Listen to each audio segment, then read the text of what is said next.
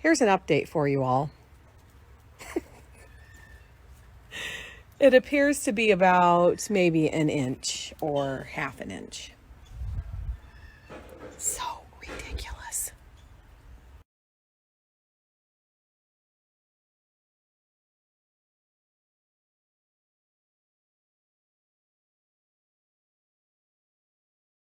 Here's the end result. Deb said it looks like I crashed my motorcycle and I have road rash on my face. I'd say it's like a ramped up micro needling. I had this scheduled for like a month and I actually kind of forgot about it. And today, with no power and all that, it's been the weirdest day. The guys moved that pole and they put some rebar in for the basement walls, I think. So that's really all that happened on the house today. Anyway, I want to go home and show you how we do the kombucha since we will have water. We didn't have water. We got one little thing, one little cup poured and we were like, okay, I forgot we can't get water.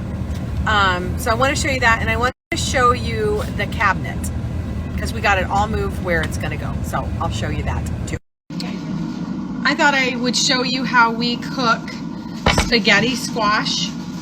It is so delicious. It's the best way we have found. I've shared it a million times, but since I'm making it, I thought I'd share again.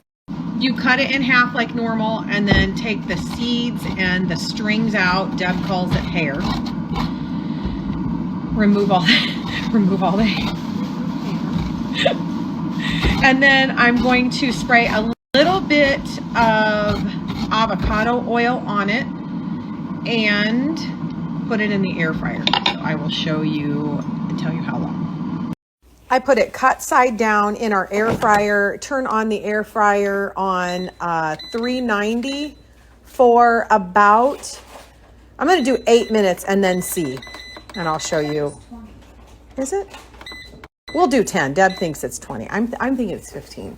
But I'll do 10 and then check it and then we'll look at it again. This is what it looks like when you're done. It doesn't get soggy like it does in the oven. So that's why we like to do it in the air fryer. It ended up being about 18 minutes, but it's going to depend on the size of your squash. This is really good. We just used leftover ground chicken. The spaghetti squash, I put a little bit of butter, like just a little butter pat thing. And then I sprinkled salt and pepper and this that we got at Trader Joe's. Oh, my face is really red. And look at my nose. Somebody just emailed me and asked me for the links to the little lights that we put in our pantry in the camper. So when you opened up the pantry, they all came on. They're motion sensor and they're magnetic. So you can just grab them and use them as a flashlight, and they're on major.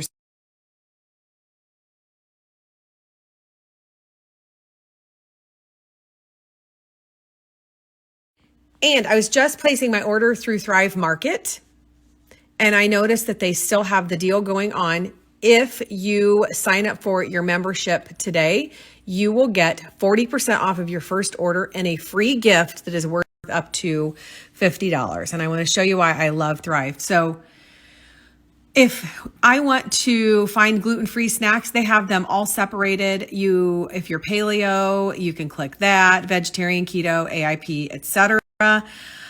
We get so many great gluten-free snacks and food through Thrive Market that we cannot get here in our area. So I'm going to put my link here. Take advantage of that great deal. Now we're going to come out and look at Deb's dirty hole. Me too. Well, I hope we can come out here and say, let's go look at Deb's clean hole next week. This is what it looks like today. All of the stone was delivered the other day. So that part is the basement. And this part then is the crawl space. We're not doing a basement under all of it, but you can see that looks like. They put the rebar in, which is what that is, which is what will hold the concrete footers, I guess. Is that what they are, Deb? The footers. And this is why the electricity was off. That temporary pole was here, which was by the fire pit, but the garage is going to be here. So they moved it back. All of the wiring will be buried once the house is done, but it comes from the road out to this post, and then it goes underground to there. So that's why they had to turn off the power today. And those are all the trees that they took down today in this area because of the garage. It's going to be here. Went a lot faster than you doing it. Chainsaw. Exactly. We just got our kitchen faucet in for the house. That's what that looks like. And then it's got the pull down sprayer. I think it is really pretty. It is a Moen. We are finally making our kombucha. We got our SCOBY last week and just haven't had the time. But we boil 14 cups of water, and then I'm going to add 1 cup of sugar, and it's in that post. I will link that again here. Once the sugar is dissolved and the water comes to a boil, we put 8 bags of, what kind did you get? Organic? Black tea. Organic black tea. And then we will leave that steep for 10 or 15 minutes. And then once this cools down to room temperature, you put it in a jar, and we'll show us doing that, and add the slimy SCOBY.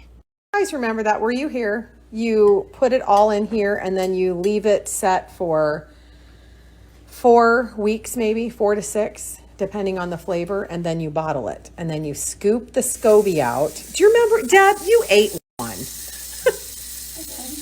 Sounds like something I do. Just drop them in. Just dip your bags in there. I love to dip my bag. It's been 15 minutes, so I'm going to remove the tea bags and then let this set to room temperature, and then add it to the jar along with the SCOBY. It is late, but this is room temperature, so we are going to drop the big snot ball, aka SCOBY, in and add all that juice.